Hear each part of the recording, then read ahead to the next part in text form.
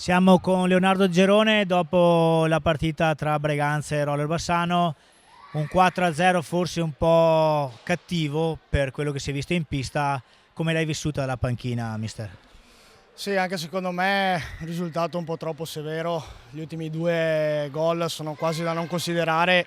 Abbiamo provato a alzare un po' la difesa per recuperare lo svantaggio, però loro sono una squadra molto forte, preparata e costruita per la promozione. Quando abbiamo provato a alzare un po' ci hanno punito e quindi il risultato risulta un po' bugiardo, anche perché eravamo lì. E secondo tempo secondo me avevamo creato anche di più. Sì, anch'io vista da fuori più o meno l'ho vista così, ma cosa è mancato ai tuoi? Vedevo che mancava un po' di fame, di voglia di vincere. Durante i time out ai tuoi ragazzi cosa consigliavi? Che in pista non si vedeva, perché non si vedeva.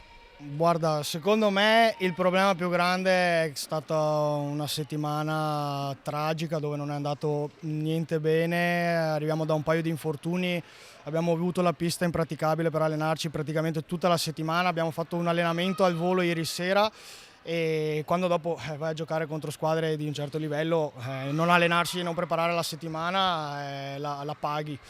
Quindi non posso recriminare più di tanto ai miei ragazzi perché ci hanno messo il cuore nonostante tutte le difficoltà fino a stamattina. E è venuta una partita così, va bene, ne faremo tesoro e penseremo a come migliorare le prossime.